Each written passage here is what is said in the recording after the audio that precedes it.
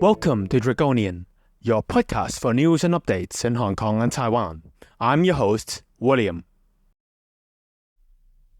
Welcome to the 6th episode of the Draconian podcast. I'm your host, William. This week, we got some very interesting local news in Hong Kong and Taiwan, as basically these local news got into international headlines. This episode we'll discuss a little more about these news. And let's start. So first, it will be news about Hong Kong. In Hong Kong, a historical torrential rain has flooded the streets of Hong Kong. An MTR station was forced to close. Wong Tai Sin Station was flooded. And as a result, metro services within the city was heavily disrupted in the day when the downpour happened, and the day after, which was 7th and the 8th of September.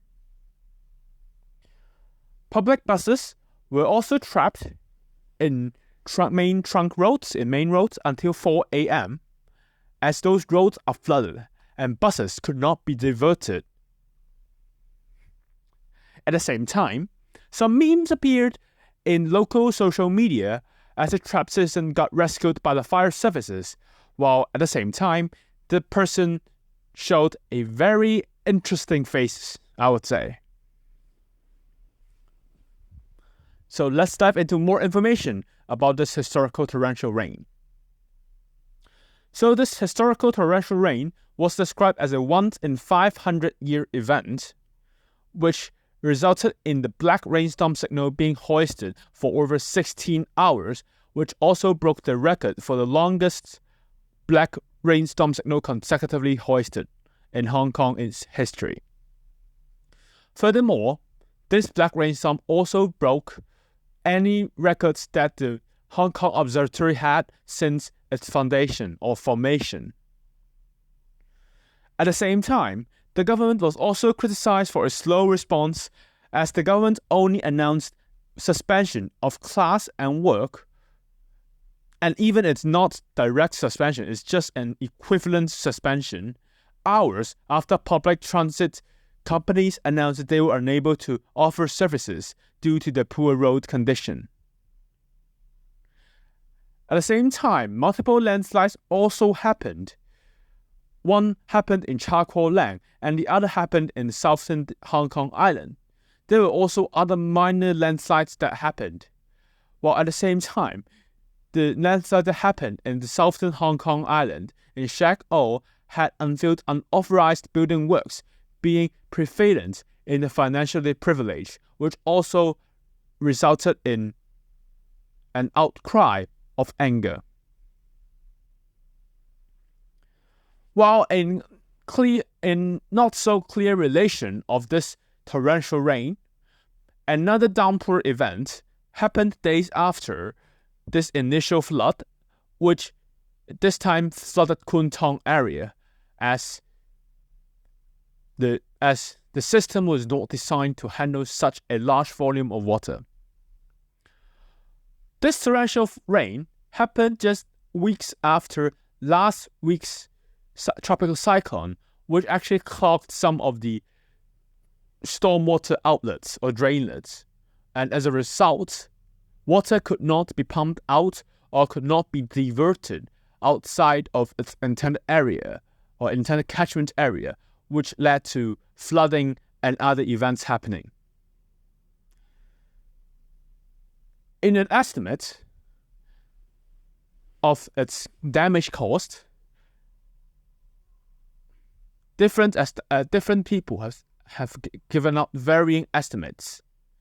While the insurance industry had given a 3 billion loss of property and its claims as a result of this torrential rain, which is similar to the typhoon 5 years ago, which created widespread damage. And at the same time, the government was also mocked for its slow response when compared to last week's, the week before's, the tropical cyclone that happened weeks before. As this showed how the government could not respond to not so clearly planned events.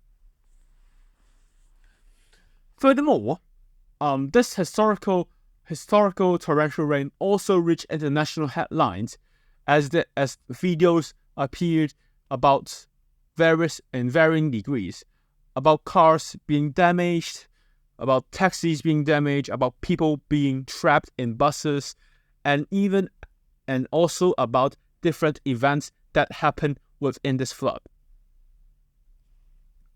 Although I, the host, personally was not affected by the flood, in most cases won't. Some of my friends also got affected. None of them got trapped, but I would say some of them got quite interesting replies, which came out from different explanations to how government's response to the protests in 2019 affected this,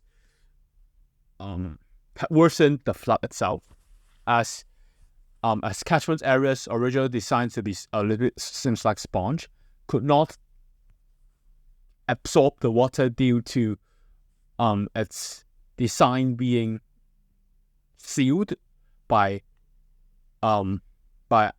different means to prevent the protest from happening. But it shows how locally speaking, this had created different replies and different opinion. Well, there were also some interesting event. As the government now opened floodgates, government in Shenzhen, in the Shenzhen Reservoir opened its floodgates. The northeastern part of Hong Kong was heavily flooded as it was down into the flooding area. A lot of pigs got killed, and then people got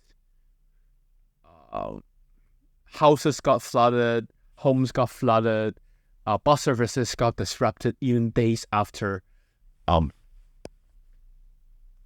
this torrential rain stopped. The rain stopped. So it created different problems. It also created quite interesting results. It also shows how the government's response to a slow response to events where they could not reply using its formula of like something like it's a planned event, is an event caused by black-clad protesters, and etc. So this is about news in Hong Kong.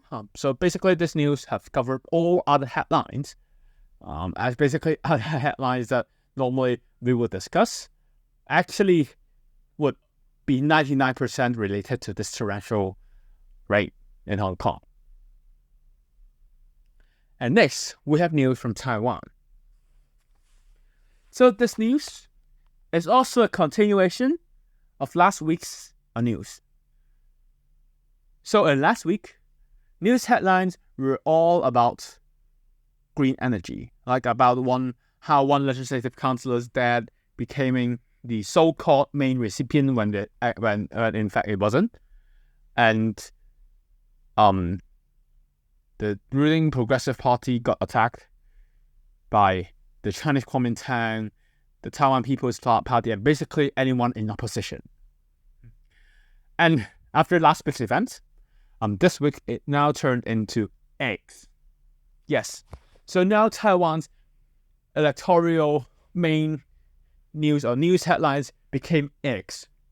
It's not about like eggs, like there was a shortage of eggs, there was egg shortage, but it's about cronyism and possible acts of corruption. So interesting, but that's the result of how Taiwan's election politics comes. So basically, as election looms, the government and the ruling party's action have been under microscopic review by the opposition, basically months, and for weeks and months actually. So in the past months, it was about in August, it was about renewable energy and how one legislative council's dad was the so-called cronyism. So-called they got contracts because of cronyism, and now this month it became eggs. So the import of 880 million eggs from Brazil to Taiwan to alleviate the egg shortage had became a very political debate of whether cronyism and corruption had loomed over the ruling Democratic Progressive Party, as a new-found company got a contract from the Ministry of Agriculture for an import of like 880 million eggs. Basically, this news, it showed how the government,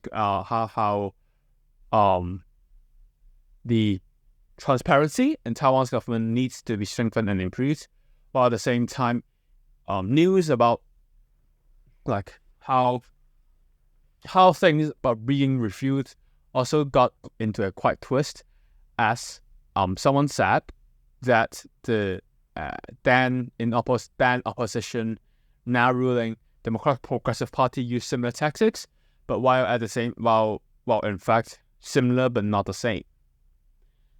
And it also showed that Taiwan's democracy itself is definitely not under attack, as we're now seeing like the government's willing to respond, not using legal tools that were designed to suppress other people, suppress opinion, and other similar things. While like of course, the Minister of Agriculture, he filed complaints to the court to accuse others of misrepresenting his own opinions, and basically defamation. However, apart from defamation lawsuits, no other lawsuits or no other direct attacks happened. So it shows how Taiwan's, I would say, democracy have evolved from time to time. Now probably it's about transparency. Now it's probably about public policy, instead of like only problems about unification and Taiwan separation from China and independence and other things. Now it came to other issues that really was about democracy, I would say. But now it's also a little bit about I've talked news about the ruling party. Now I'm talking about the opposition, the Chinese government's opposition. Like his acts, like he was in opposition in the central government, but he was ruling the capital city, like Taipei. So a building got destroyed. Some say that the building got sunk for a floor. Some said it was destroyed after nearby works affected the foundation of the building. In response to this collapse, the government has issued evacuation orders and requires Kitai, the construction company behind the building that caused the collapse. Basically, it's like who was responsible for this building flat next door, to explain why things got like this. While at the same time, the construction company's CEO apologized, saying that he would now take 100% responsibility and resigned 10 minutes after, and left left basically like the media party or its own statement, and leave the venue where he issued his own statement. It showed basically this not only affected how the now opposition but the capital ruling party, but also affected a now presidential candidate. Yes. So it affected the now presidential candidate as rules that governed how building works were carried out was amended in his term to account for a better redevelopment speed in Taipei's old and dangerous housing. But basically, this amendment had led to, some said that it had led to the collapse of the building, indirect collapse, as like different information was not monitored accurately, and basically led to delays and decisions being made, which ultimately led to the collapse of the building. The candidate, the presidential candidate, only replied that he is now a citizen of Taipei. They didn't really explain the problem in detail, or didn't really reply to any media inquiries directly. But basically, it showed how this one single event can affect different people, I would say. So basically, I'm not talking about international news affecting Hong Kong and Taiwan this week, as basically the news in Hong Kong basically covered. It not only became headlines in Hong Kong and Taiwan, it also became international fun news headlines. So I'm not talking a lot about him, but that's all about this week, I would say. And next week, international news that affects Hong Kong and Taiwan will definitely come. As of recording, there are already news that led to quite interest, affects Hong Kong and Taiwan. Of course, now we're not discussing here in this episode, but it shows how this week can be considered as a more or less peaceful week in terms of international politics. So yes. So we hope you find this episode being informative. Updates your information about Hong Kong and Taiwan. Got on beat with both Hong Kong and Taiwan. So if you did, please subscribe to this podcast so don't miss any single episode. And if you have any feedback, please let us know in the comments or email us at william@dragon.com. And thanks again for listening. We'll be back next week with more news from Hong Kong and Taiwan. And we also hope you have a safe week ahead. Thanks. And this is William signing off.